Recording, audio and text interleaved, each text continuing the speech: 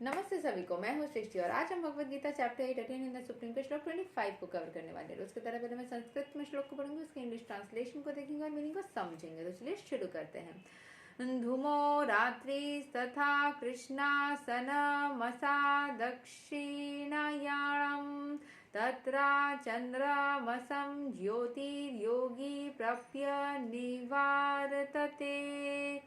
So the mystic who passes away from the world during the smoke, the night, the fortnight of the waning moon, or the 6 months when the sun passes to the south, reaches the moon planet but again comes back.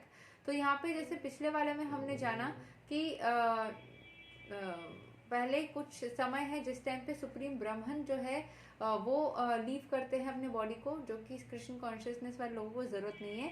And यहाँ पे mistake के बारे में हम जानते हैं जो कि इन सब टाइम पे कर रहे हैं। वैक्सिंग होता है बढ़ने का टाइम, वेनिंग होता है घटने का टाइम। तो आप पूर्णिमा से जब घटते घटते अमावस्या की तरफ जाते हो वो वेनिंग टाइम होता है, वैक्सिंग होता है छोटे छोटे मतलब अमावस्या से जब आप पूर्णिमा की तरफ जाते हो।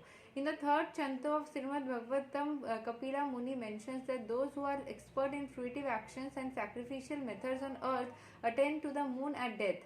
Since these elevated souls live on the moon for about 10,000 years by demigod calculation and enjoy life by drinking somras, then eventually return to earth. This means that on the moon there are higher classes of living beings, though they may not be perceived by the gross senses. तो जैसे कि ऐसे हमें animals की आवाज़ सुनाई देती है, पेड़ पौधे की तो सुनाई नहीं देती है। तो पेड़ पौधे से भी अगर कोई आवाज़ निकलती है वो 20 डेसिबल से नीचे होगी या फिर 20,000 डेसिबल से ऊपर होगी, क्योंकि उस रेंज में ही ह्यूमन ईयर कुछ भी सुन सकता है।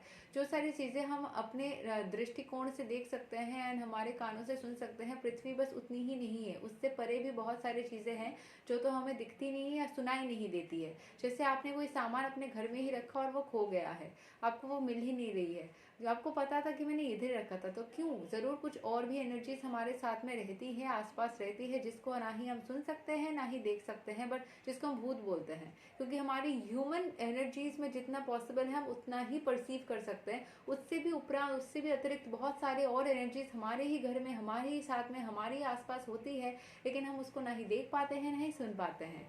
सो ऐसे ही बोला जा रहा है कि मून में भी जब हम हमारी कोई वो लैंड करती है सैटेलाइट, तो वो नहीं देख पाती है कोई एनिमल्स को या प्लांट्स को या कुछ को। ज़रूर कुछ ना कुछ एनर्जीज वहाँ पे भी होती होगी जो हमारे ह्यूमन ब्रेन या ह्यूमन आईज या ईयर उसको परसीव नहीं कर सकती, ह्यूमन एनर्जी से वो परे हैं, तो वो हमारे उसमें नहीं है। बट कभी कभी हम ना फील करते कुछ तो था, कुछ तो था, हम कुछ फील कर लेते हैं बट हम उसे देख नहीं पाते हैं। तो वो ह्यूमन बॉडी नहीं फील कर पाती बट वो सोल वो फील कर लेता है। ये था श्लोक number 25 of Bhagavad Gita chapter 8। बहुत इंटरेस्टिंग है ये वाला चीज़ एंड बहुत सारी इंटरेस्टिंग चीज़ें और हम पता करते रहेंगे। तब तक के लिए देखते रहिए सृष्टि गांगुली ऑफिशियल भगवद गीता सीरीज, जहाँ पे हम अगले वीडियो में श्लोक 26 को कवर करेंगे। हरे कृष्ण, राधे राधे, जय श्री राम।